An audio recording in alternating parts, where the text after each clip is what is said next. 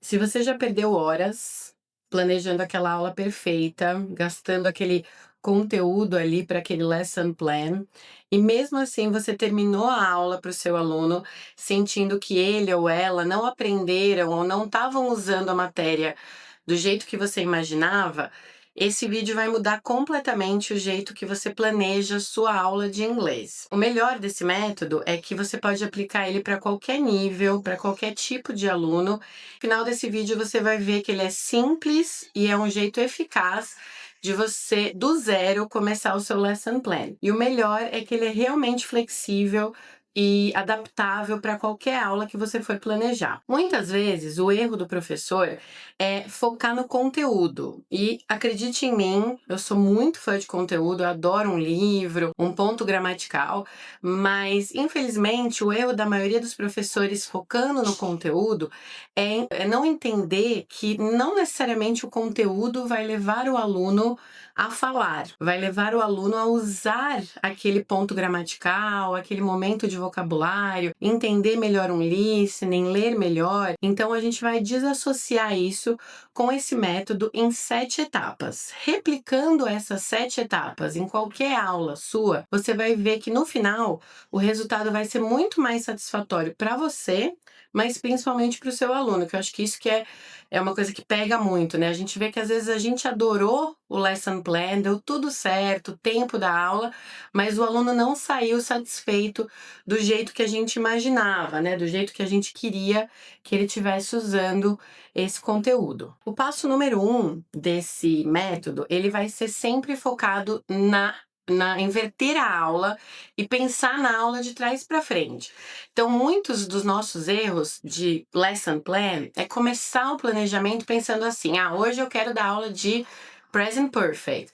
Hoje eu preciso cobrir esse exercício com o meu aluno. E aí eu começo pela parte 1. Como que eu vou abrir essa aula? O mais importante nesse método, passo número 1 desse método, é você pensar na aula de trás para frente. Que isso quer dizer? Isso quer dizer que você vai pensar no objetivo da aula antes de pensar no lesson plan. Aonde eu quero levar esse meu aluno? Então vamos usar esse exemplo da aula para Present Perfect. Você quer que ele faça o quê com esse conteúdo? Ah, o meu aluno é um aluno adulto, está querendo participar de entrevistas de emprego. Ele vai usar o Present Perfect para falar de uma experiência, do que ele acabou de fazer ao longo dos últimos 5 anos na empresa que ele tá. Então ele vai usar o present perfect para isso. Eu quero que no final desses 60 minutos, desses 50 minutos, dessa 1 hora, ele chegue neste momento. E aí, pensando no objetivo, eu traço, né, o meu mapa para chegar lá. Começando de trás para frente, eu consigo ter certeza que eu vou dar para o aluno as ferramentas, os passos, né, o conteúdo para chegar até o uso real do idioma. Esse é o passo número 1 para esse método funcionar e serve para qualquer aula, para qualquer aluno, para qualquer perfil. O número 2, a etapa número 2 desse método é você pensar no perfil do seu aluno. Então, que aluno é esse? Aí sim eu preciso formatar um pouco melhor o conteúdo que eu vou dar. É um aluno adulto? É um adolescente? É uma turma, né? Qual é o perfil dessa turma que eu dou? Turma, a gente tem que meio que uniformizar isso. Me deixa nos comentários se você quiser, a gente consegue falar um pouquinho mais de aulas para turmas que tem uma pegada diferente, mas também funciona super bem nesse método que a gente está falando hoje. Qual é o perfil de idade, de nível de inglês? Então, isso é importantíssimo. Eu estou falando com um aluno do nível intermediário, pré-intermediário, que está vendo o Present Perfect pela primeira vez, ou ele já viu e isso vem como uma revisão, como uma review. O perfil vai te ajudar bastante nos próximos passos desse método, dessa construção desse lesson plan. Em seguida, uma coisa também que muito professor esquece é o input. O que é o input? Eu vou expor o meu aluno àquele ponto, àquele conteúdo que eu estou querendo mostrar. Um erro aqui que é seríssimo, que eu vejo até como aluna, quando eu era aluna de inglês, eu vejo como uma coisa seríssima, é você começar a aula colocando na lousa, colocando na sua apresentação da aula online, Hoje vamos falar do present perfect.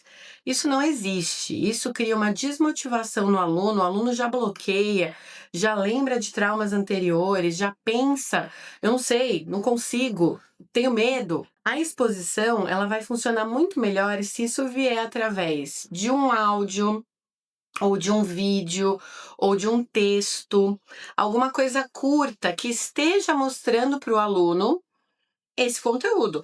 Então, por exemplo, uma coisa bacana, às vezes um videozinho de Instagram, um videozinho do Shorts aqui, que você consiga ter alguns exemplos dentro do conteúdo, dentro do objetivo que a gente estabeleceu lá no começo do método, dentro do perfil do seu aluno que a gente estabeleceu agora nesse passo número 2, um videozinho sobre uma entrevista de emprego dentro do contexto, do nicho de mercado do seu aluno. Esse vídeo vai estar trazendo exemplos do conteúdo que você está querendo mostrar.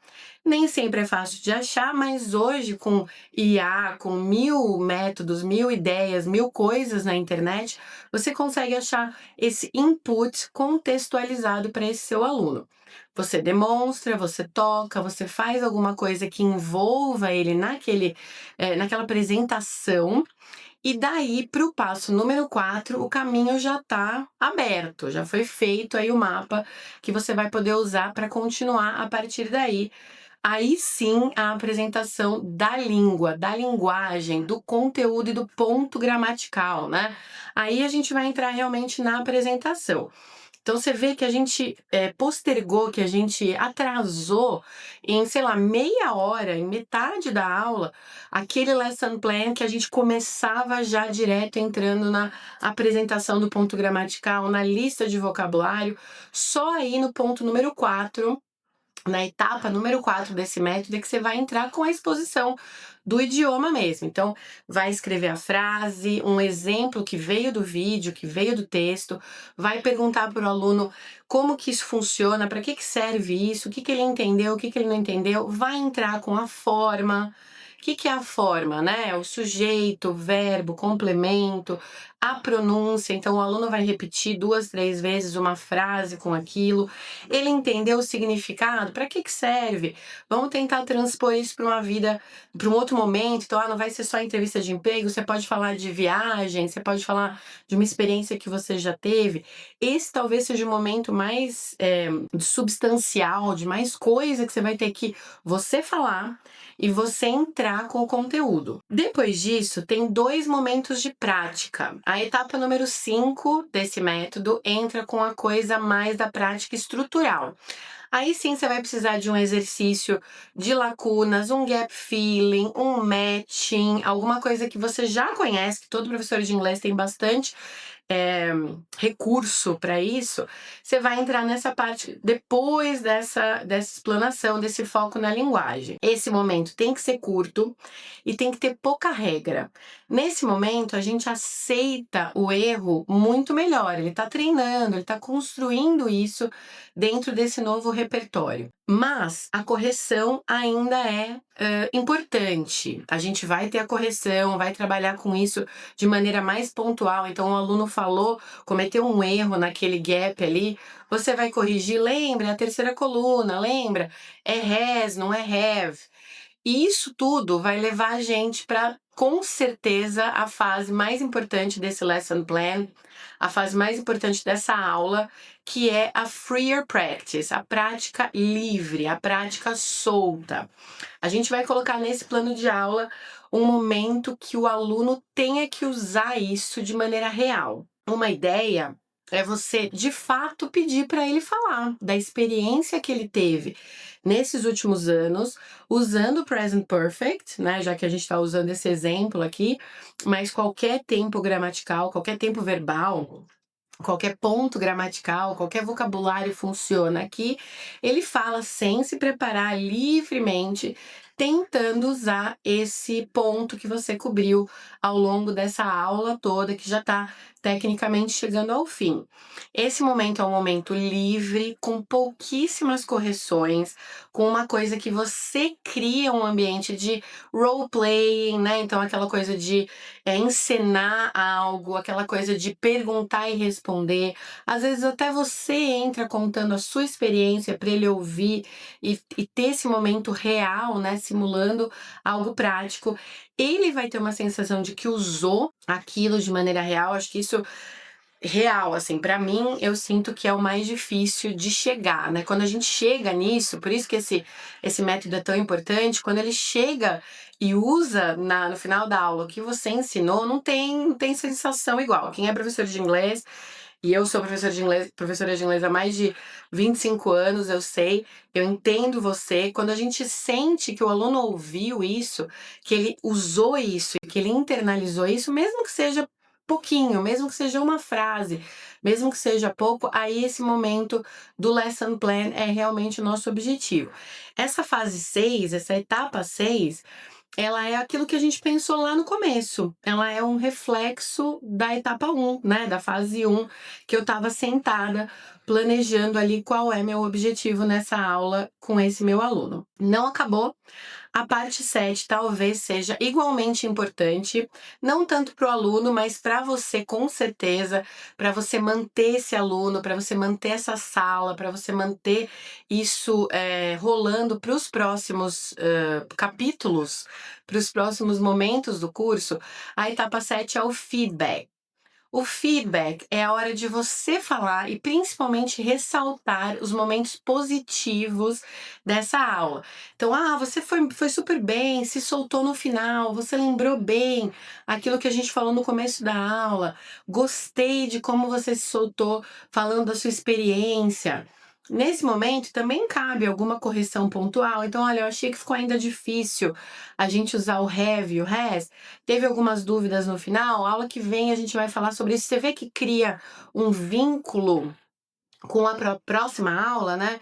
Cria uma ponte com a próxima aula. Eu acho que isso é essencial para a gente ter essa sensação de continuidade, de ritmo, né? Do curso. Não é só 60 minutos, são um semestre, um ano, uma vida, né? Sua com esse aluno, com essa turma. Então, o feedback é a última fase, se provavelmente uma das mais importantes dentro de um lesson plan e que eu vou dizer que muitos professores esquecem. A gente termina, legal, thank you very much, good class, guys, have a great weekend. E aí faltou, parece que falta aquele, né, aquele wrap up, né, aquele fechamento da aula. E isso, a minha dica é estar incluso no lesson plan. Escreva. Coloque lá, tenha certeza de que isso vai estar presente na sua aula. Com esse método, com esse step by step, essa receitinha de bolo, eu garanto que o seu lesson plan vai ficar mais fácil. Me conta nos comentários qual dessas partes é mais difícil para você, que a gente pode trazer um outro livro. Eu posso trazer um outro vídeo para você especificando cada uma dessas partes com mais exemplos. O que fica difícil na hora que você põe no papel e na hora que você executa. Aproveita e já deixa o like e ativa o sininho aqui para mais conteúdos para professores. Eu adoro estar aqui participando desse processo de desenvolvimento com vocês. See you later and bye!